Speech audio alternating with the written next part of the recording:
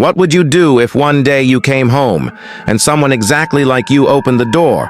Same face, same voice, same clothes?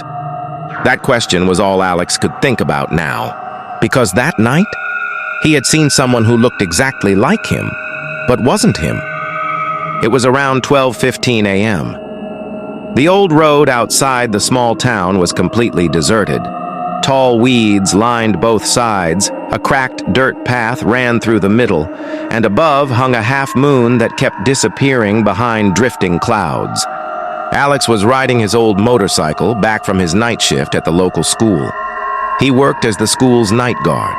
The school was about 2 miles away from town, a lonely stretch no one dared to cross after dark. He had often heard people say, "There's a phantom that appears after that bend." But Alex always laughed it off. Who even believes in ghost stories anymore?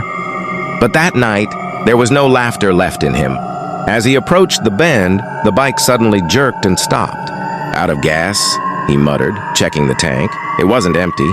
He tried kickstarting it several times, but the engine stayed dead silent. The air was still, unnaturally still. Then he saw it. Someone was standing by the roadside. A man in white clothes, head down, perfectly still.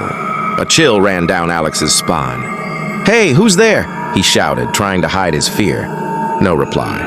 He turned on his phone's flashlight. The beam hit the man's face, and Alex froze.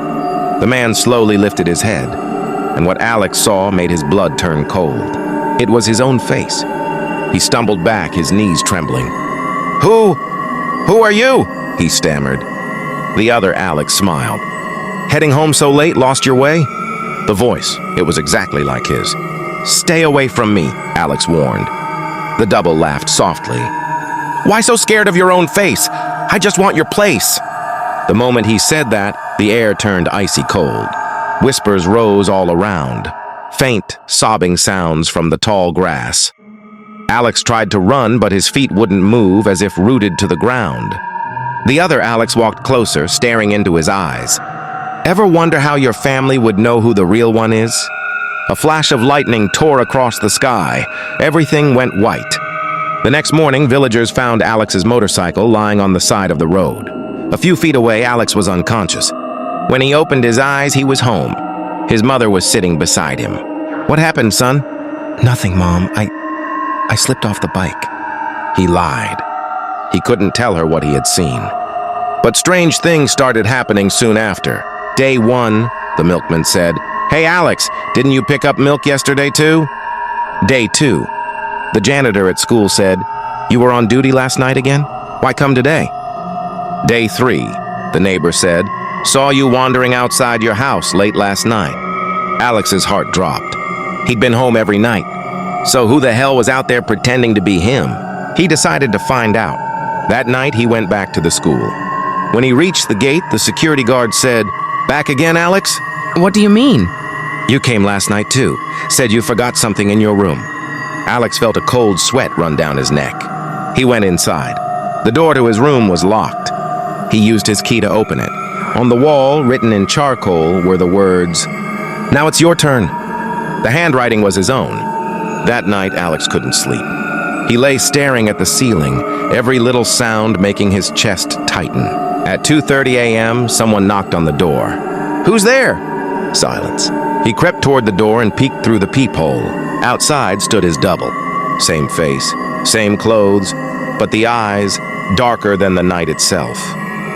"Open the door," the voice said. "It's time." Alex stepped back, trembling. "Who are you?" The double smiled. "I'm what hides inside you. Every time you're afraid, I come alive." The lights flickered. The air turned freezing, their breaths visible like smoke. The door creaked open on its own. The other Alex stepped inside and whispered, "A doppelganger is born the moment a man loses himself to his own fear." "Stay back," Alex shouted. But now they stood face to face. The double smiled wider. "Take a rest now, it's my turn." And the lights went out. In the morning, Alex's mom found him unconscious on the floor. But his face looked strange, almost like someone else's features had been pressed onto his. After a while, he woke up, calm, smiling faintly, and walked outside. His mom thought he was fine again, but 2 days later, People reported seeing a man in white clothes standing by the road bend.